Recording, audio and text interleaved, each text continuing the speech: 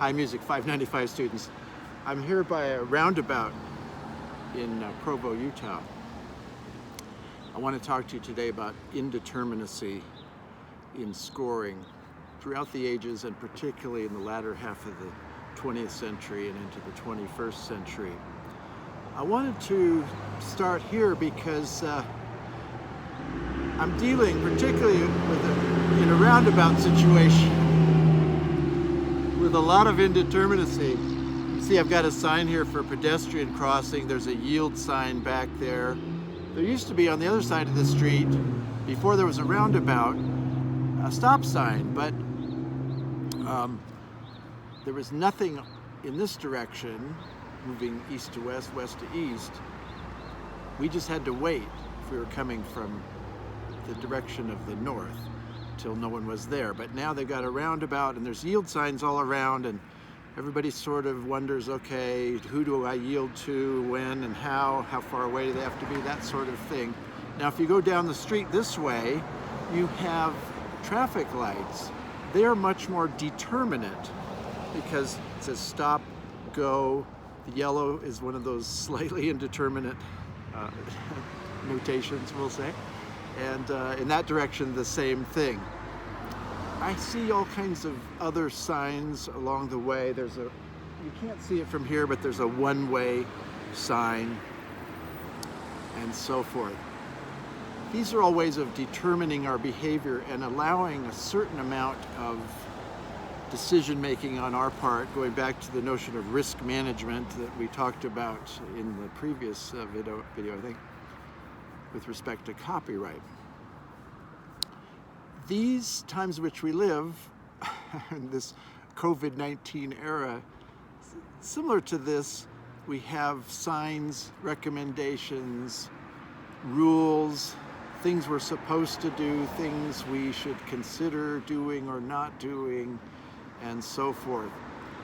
The term that comes to mind that I want to start with is that of essential services. And the question is, well, what do you mean essential? What is essential nowadays? Is a grocery store essential? Well, that's food. What about clothing? Well, clothing's essential for most of us, but clothing stores may be not considered essential to have open. Anyway, here we're looking at scoring through the ages and the decision of composers as to what is essential to write down in telling performers what to do. I'll mention to you this caveat from John Cage. A composer is simply someone who tells other people what to do. I'll come back to that in a few minutes. Think about the origins of notation this way. They were originally to remind people or advise people of what to do based on the oral tradition that they already were acquainted with. If we go back into ancient history, we know that so much of what we think of as literature, for example, was orally transmitted. The great Homeric epics, for example, Iliad and Odyssey, and those of other cultures, for generations, recited, memorized. At some point, they're written down, and that's the only way that we have them now, is to be able to read them and say, oh, that's what they were reciting back then. This sort of erosion of memory through the ages, we'll talk about later in our very last video. But let's just start with this premise again. The origin of notation is to remind people. Let's say you had one Ave Maria and you said, let's sing Ave Maria, and there was no question what that was. Everybody knew Ave Maria. If you have two or three or more, then you have to start having some indication of which Ave Maria you're singing. Is it the one that goes this way? Or is it the one that goes this way? or the one that goes like this and then back down and so on. I think of, here's some examples from my own upbringing. The song Cherish. When I was, before my teens, I'll say, when I was, 11 years old, the song Cherish, everyone knew. It was by the Association, and it went, cherish is the, let's see, cherish is the word I use to describe all the feeling that I have hiding here for you inside. And 10 years later or so, Kool and the Gang had a song called Cherish, another hit song. And it goes, let's see, the chorus is, cherish the love we have, we should cherish the life we live. Cherish the love, cherish the life, cherish the love. And then, another decade later or so, Madonna has this great song called Cherish. And the chorus goes, cherish the love you keep bringing into my life. Maybe I cherish the joy you keep bringing. I mean, I don't remember the lyrics to it. Great song. By the way, one of the lines, one of my favorite lines, chokes me up every time Madonna sings at the end of the second verse, Romeo and Juliet never felt this way, I bet, so don't underestimate my point of view. What a great line, don't underestimate my point of view. So, if I say, let's sing Cherish, someone my age would say, they'd start singing the one from the 1960s, maybe the one from the 1970s, Kool and the Gang. I think that's from the 70s anyway. Or they might start singing the Madonna song. Our children's generation might know the Madonna song, they probably wouldn't know the other ones. But if I wanted to say, okay, let's sing Cherish and notate that, the first one would be da-da-da-da-da-da, da-da-da-da-da-da, and then the Kool and the Gang would be da-da-da-da-da-da-da-da-da-da-da-da-da, and the Madonna one would be da-da-dum-bum, da-da-da-da-da-da-dum. They're shapes that I can draw that show the contours of those melodies. Well, that's what neumes are, essentially, painting with a broad brush here, but going back into the Middle Ages, those early notations above texts are showing you the shapes. Oh, it's that contour, and so forth. So you've got Ave Maria here, another Ave Maria there, and you see through the neume, oh, this is the one that goes that way. You can see it, again, I hope with those examples of Cherish. As you move forward in time, there's a greater and greater need to discriminate among the tunes of various vocal pieces. And so you begin notating with staff lines, note heads, and so forth. As time goes on, you add rhythmic values to make it clear that these are the proportions in time. These are the attack points, these are the durations, etc. So let's say in the Middle Ages, which is a vast period, you have many things that are left indeterminate in scoring. It gradually grows more determinate, and incidentally, you start to come, particularly in the Renaissance, to an age in which you have composers who are wanting to specify things in such a way that you can learn a new piece of music, not just be reminded of one that you've learned through oral transmission. That's a big threshold that is crossed. In the Renaissance, you've already seen this, you have vocal scores, particularly choral scores, with certain accidentals left out. Those are indeterminate. They're not specified, but you're expected to do certain things, to change this whole step into a half step. Essentially, that's what ficta is. As you move into the Baroque, you have other kinds of indeterminacies.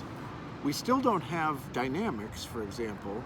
The rhythmic values are pretty clear at this point in the Baroque era, beginning in 1600.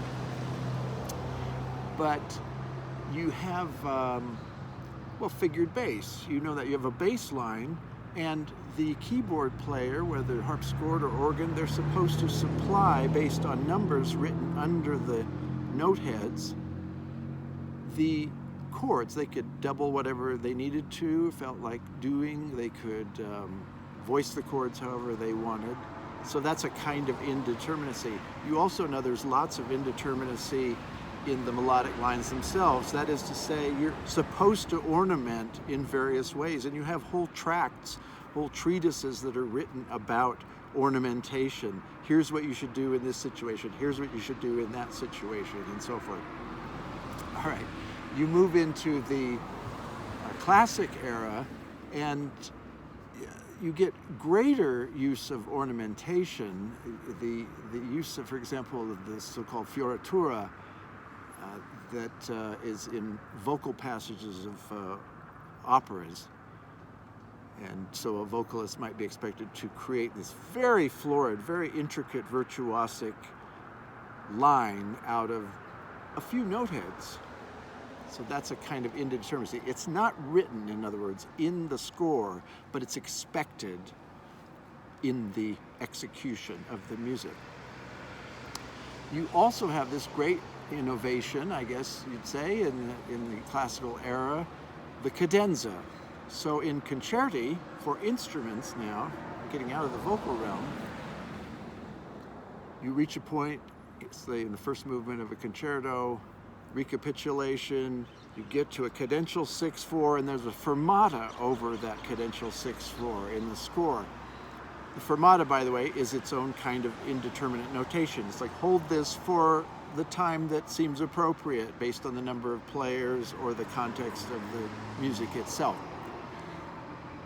Then, at that point, between the resumption of the music and that fermata, cadential 6/4, the performer, the soloist, is supposed to play an improvised set of variations, developments, something based on the motifs of the concerto movement.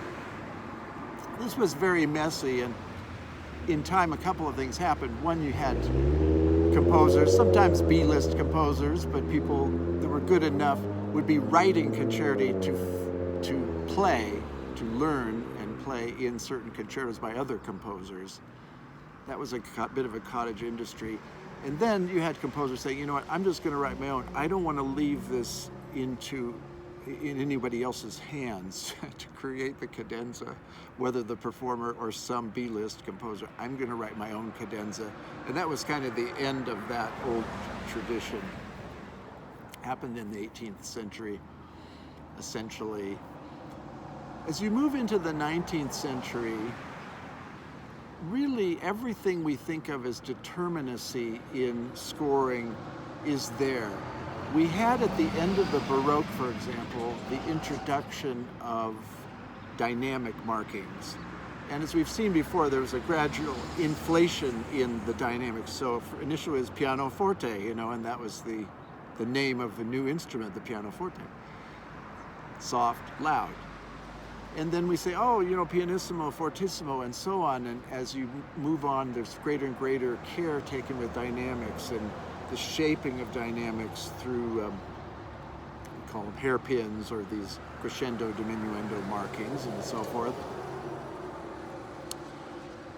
Essentially, I would say 1850-ish, we're pretty much there. There's a few more things that are added in determination of how to play or execute things in scores that happen in the front end of the 20th century or so.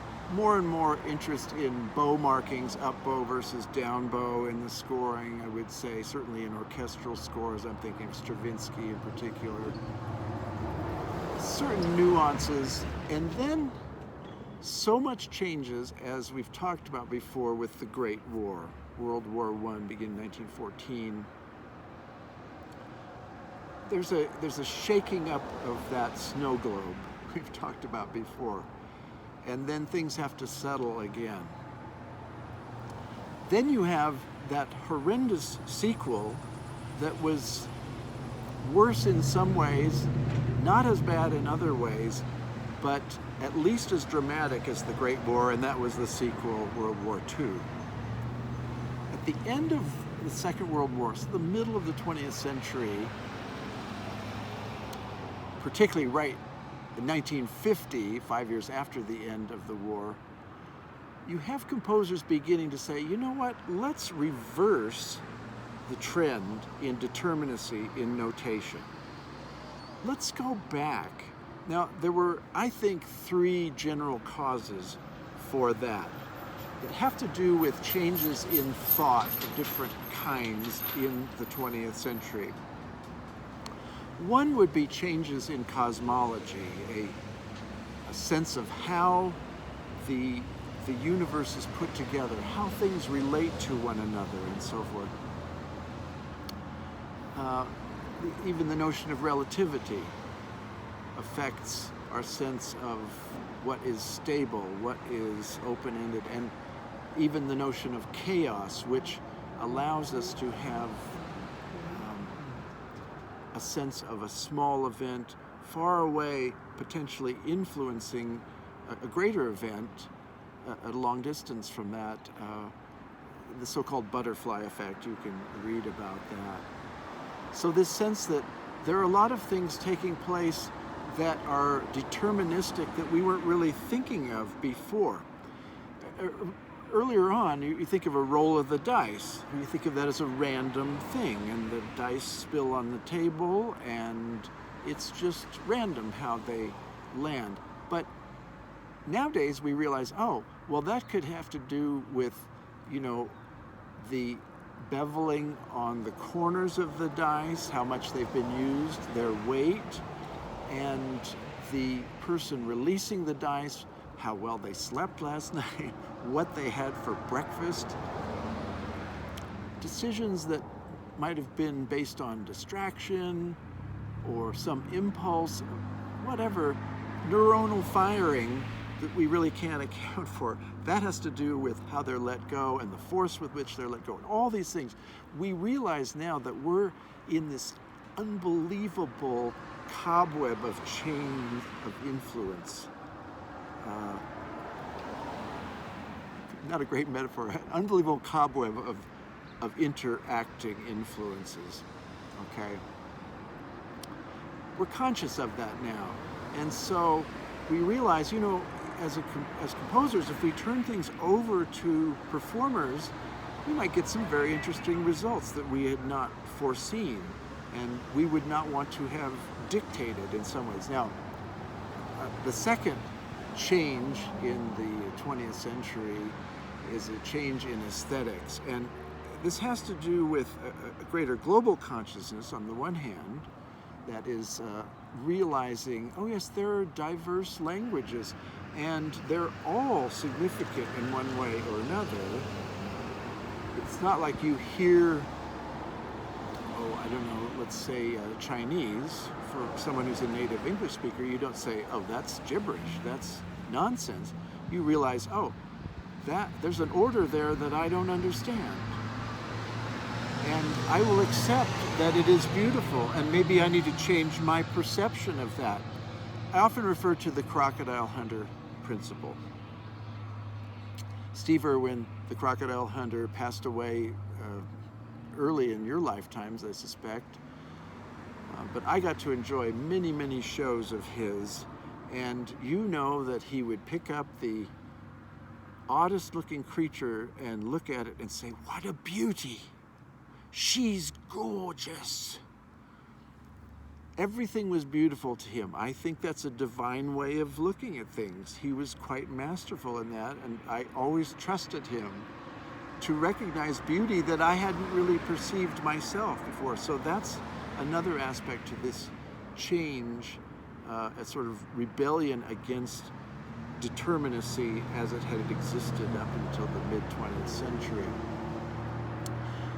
The last thing is a change in management style, I like to say. So if you go back to an old school boss, an Ebenezer Scrooge type, I suppose, someone who's going to tell you, do this, this, this, this, and this. That's your task. Well, management style, certainly in the late 20th century, has changed to become one of saying, here's the goal, you, my team, come up with the means to achieve that goal. So, I want a high quality product that does X. Make it happen. Make it so. And the team will come up with a way for that thing to be. They will come up with their own ideas, and the boss trusts them to do that because he's hired the people that he can trust to do that. So this changes in cosmology and in aesthetics and management style, these are things that all affect the delegation of certain decisions back to performers on the part of composers. And I'll go back to John Cage now.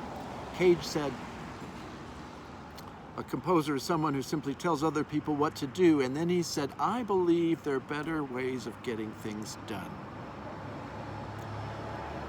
Now, I'm going to have you, in connection with this sheet that I've sent you, understand 3 areas of pitch that are the most commonly used indeterminate notations, and 4 areas of rhythm.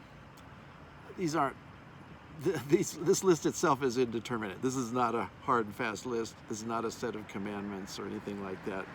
But let's say, let's go with these. These are my concepts. These are my categories, and I've seen tons of scores with variant indeterminate notations in the late 20th century in particular.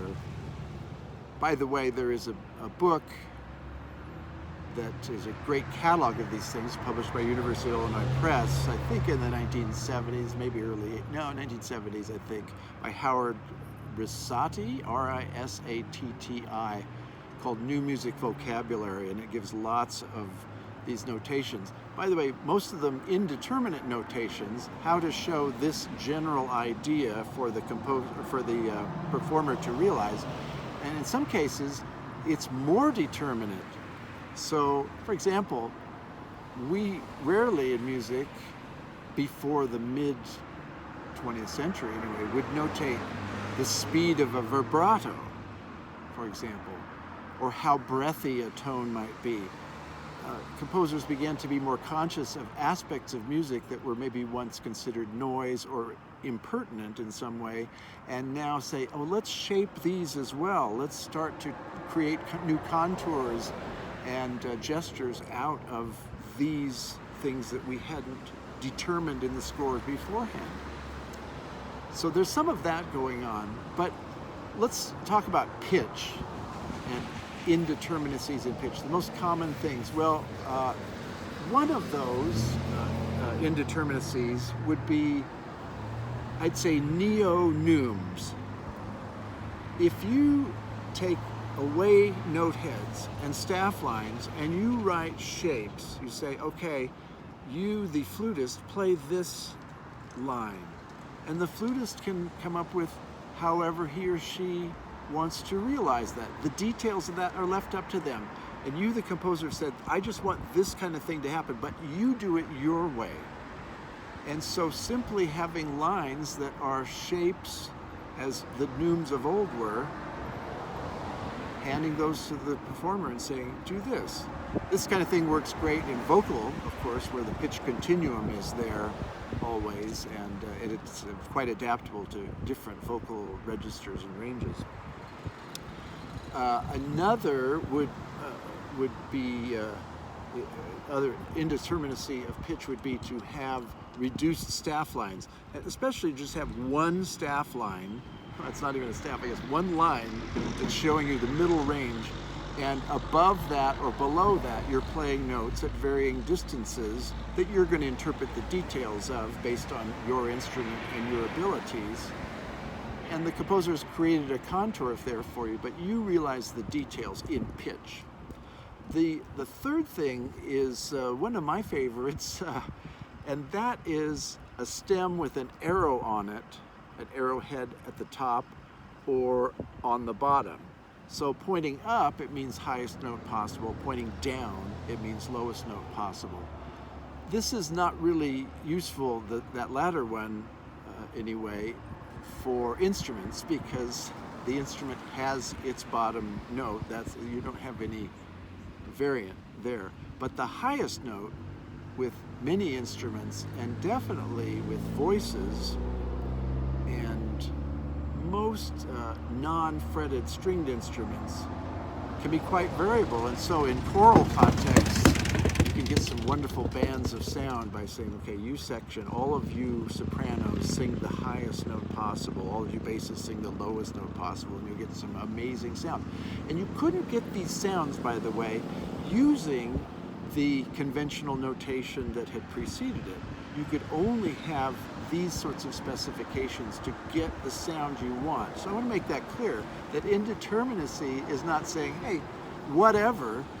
It's very often a way of saying, I want this kind of effect, and I've got to free things up in order to get that effect to happen.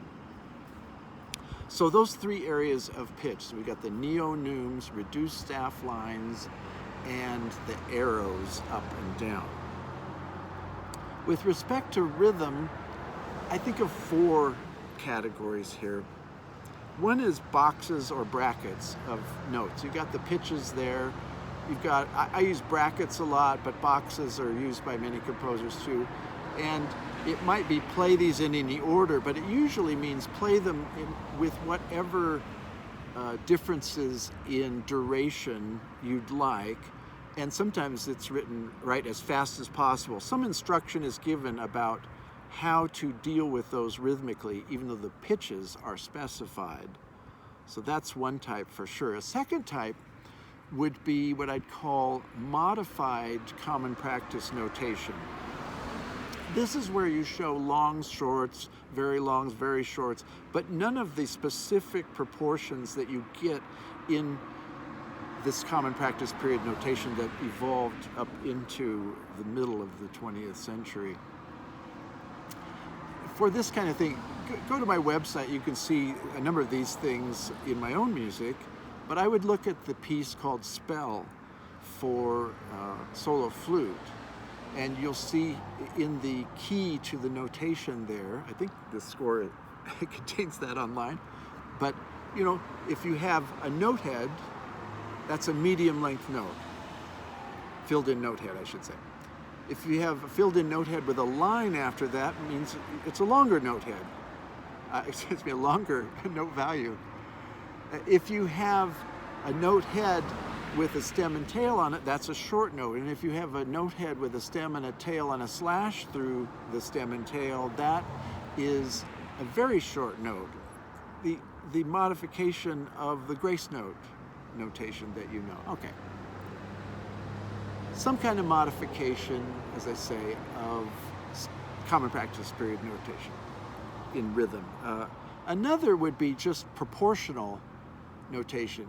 Realize that, I guess it goes without saying, but you understand that we have developed this system of thinking in which the vertical in music represents pitch, and the horizontal represents time. So you could have notes here, here, here, here, here, but the distance from one to the other on the page itself tells you something about the distance in time from one another. If you have three really closely spaced, those are going to be attacked more rapidly than three that are more widely spaced, etc. So there's just this proportional notation.